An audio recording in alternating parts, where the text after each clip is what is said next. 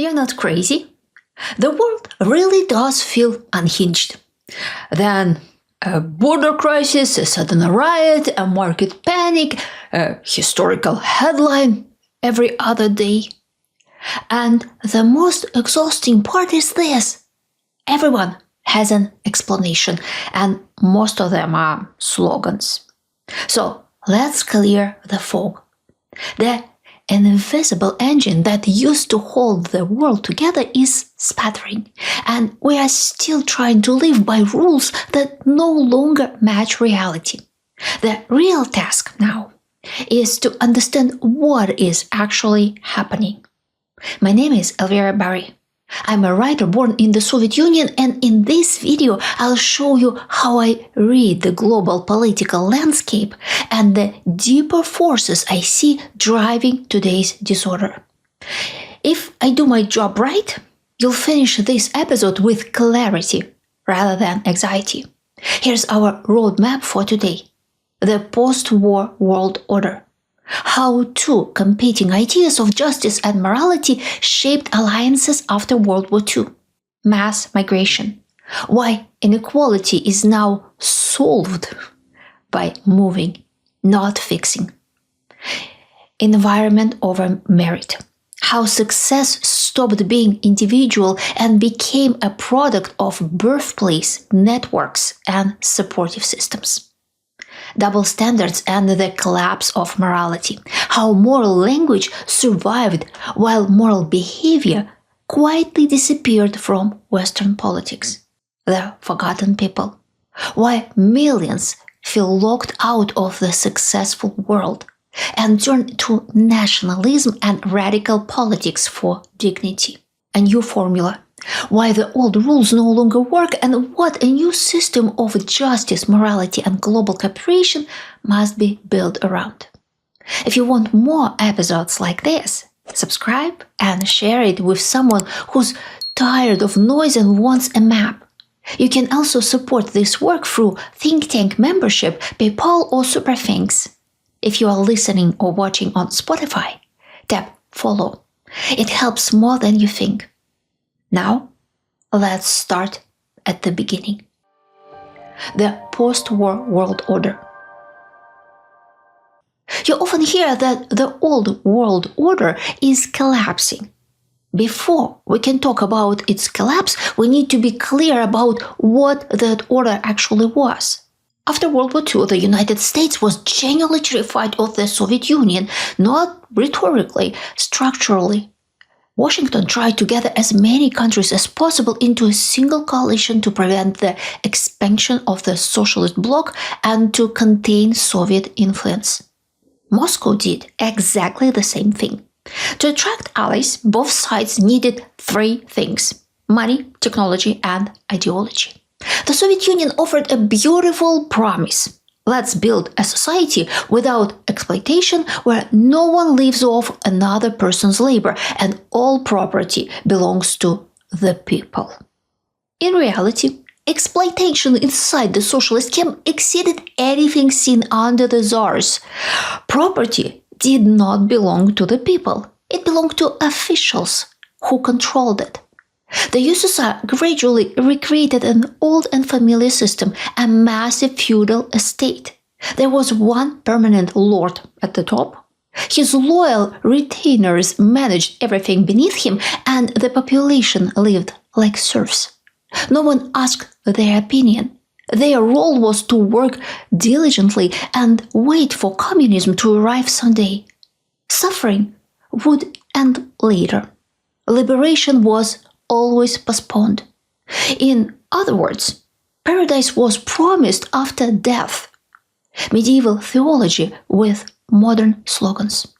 The Soviet moral formula was simple. Justice means no one is rich, and morality means individual desires must be sacrificed to the needs of the collective.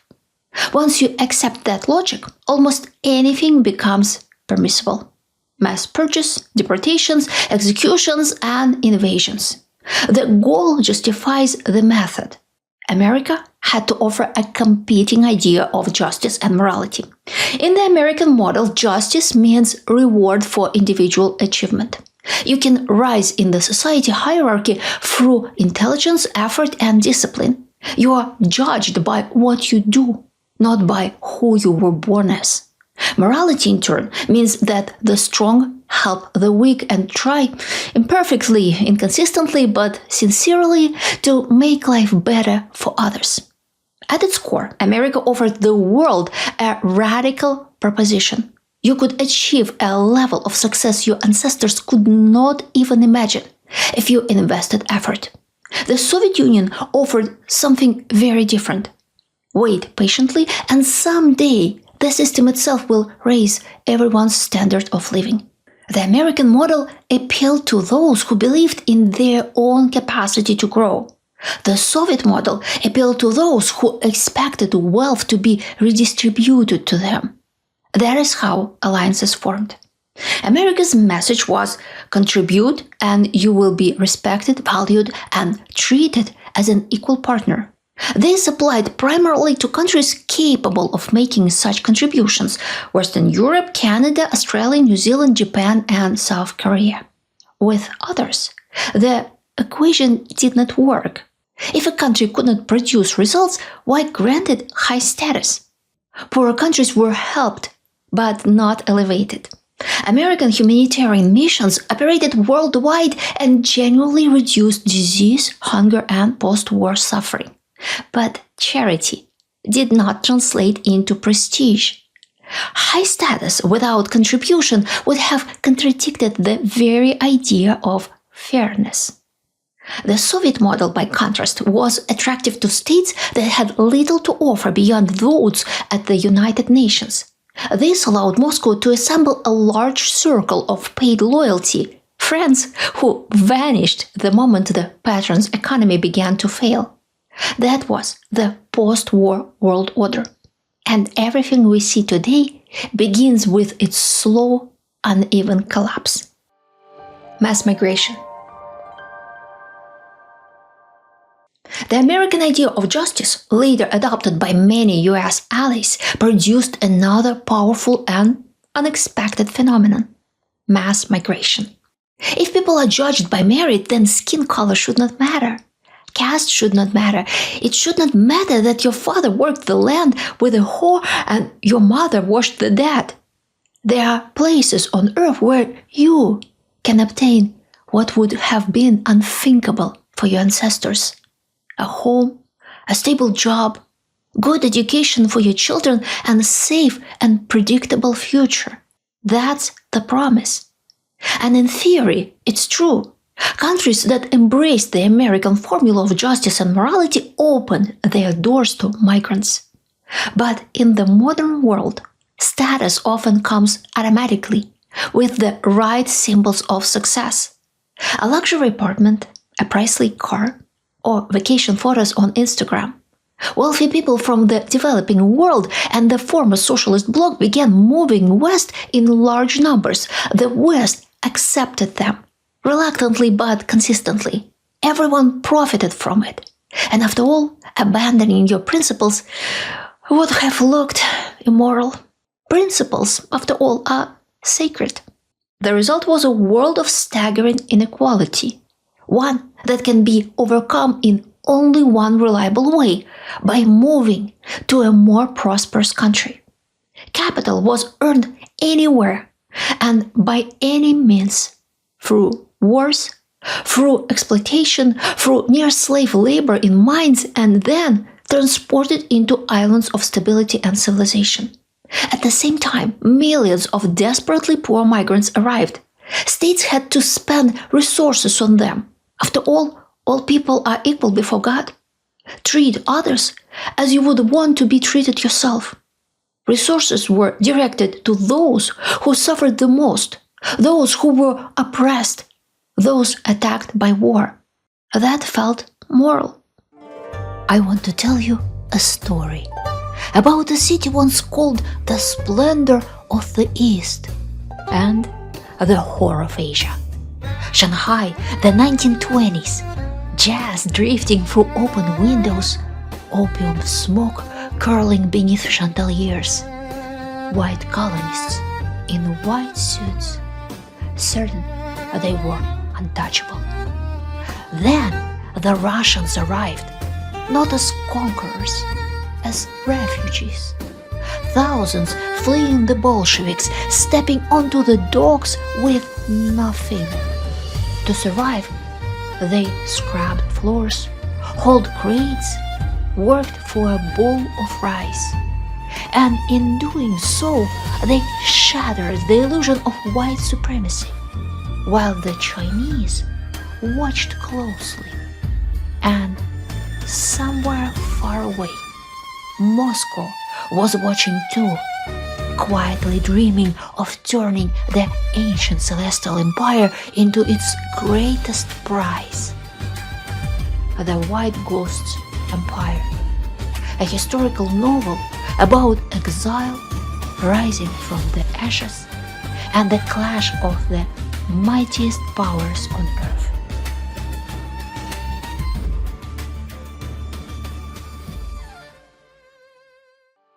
The power of environment and the collapse of fairness. Over time, something uncomfortable became obvious. In the modern world, individual merit is largely a myth. For anything to work out, you must be born into the right family. You need decent health, basic emotional stability, and adults who can support you. Financially and psychologically, you need time to study, space to think, and money that buys you options. In the past, children were raised by extended families and neighbors. You became a functioning member of society simply by growing up inside it. Today, success usually requires the right university, the right network, or years of self-education, which again presupposes free time and resources. You must grow up surrounded by people who teach you that pleasure can come from a good book rather than a dose of heroin. Someone has to see value in you before you can see it in yourself. In short, modern success is produced by environment. The environment creates you, supplies energy and resources, and sustains you along the way. That makes the environment itself a form of capital. If you lack it, effort alone rarely helps. If you are the greatest singer on earth but live in the mountains of Afghanistan, you won't become the next Taylor Swift or Maria Callas. If you are a brilliant inventor from Samara, your ideas are unlikely to reach mass production because Russia lacks a developed system for commercializing inventions. If you want to build a truly large business, you must go where that is structurally possible. As a result, regions with strong environments attract more brains and more capital, while weak regions lose both. The gap keeps widening. If you are intelligent, ambitious, and possess even modest resources, investing them in your home country often makes little sense. At best, you will serve as an accessory to a larger neighbor. At worst, local criminal elites will control you. Everything changes if you immigrate in time, securing money, documents, and rebuild your life inside a supportive environment. And so we arrive at an uncomfortable conclusion. Origin and inherited wealth still matter. They provide the launch pad that allows you to export your mind and capital from one country or region to another. Which brings us back to a very old formula.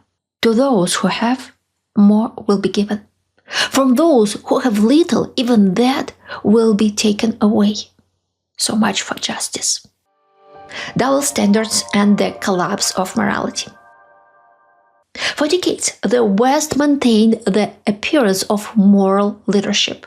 Any action that was even slightly immoral required a moral curtain, some justification that allowed everyone to sleep at night. We invaded Iraq because of weapons of mass destruction that didn't exist. We invaded Afghanistan to destroy Al-Qaeda and ended up handing power back to the Taliban. We proclaimed that we accept refugees without discrimination, turn a blind eye to illegal immigration, and at the same time create conditions where those same migrants are worked to exhaustion, trapped for years without legal status, and stripped of basic rights. We built vast social programs that are supposed to help the vulnerable and enable corruption, abuse, and entire shadow economies. In the name of morality, we obsess over pronouns, devote endless energy to debates over transgender bathrooms, smash shop windows to prove that all races are equal, tolerate harassment of Jewish students at universities, and after October 7, somehow manage to side with Hamas, despite what it openly did. The moral framework finally collapsed with the war in Ukraine. The expectation was that the civilized world would stand shoulder to shoulder with the victim of aggression. Instead, we saw hesitation, back-channel calls to the aggressor, continued purchases of oil and gas, and a steady refusal to provide Ukraine with the weapons it needed to win. The unspoken logic was cynical but clear. Let Russia bleed itself out against Ukraine, and we'll wait on the sidelines. The final insult came in the form of the political performances of Donald Trump and his circle, people for whom moral questions barely exist at all. Why does this resonate? Because they stand on very solid ground, not just among tech billionaires or oil interests, but among millions of people who were forgotten by those who earned success through intellect and hard work, who made it into the right environments and climbed out of reach. The forgotten people. Between the glittering skyscrapers of New York City and the dusty houses of Winslow, Arizona, there's an abyss. These are not simply different locations on a map. They are different universes. Half the country, if not more, has no realistic way to improve its life. There is no nourishing environment, no capital, and often no youth or health left to start over. Everyone wants respect and status, especially when your life story boils down to a bleak formula.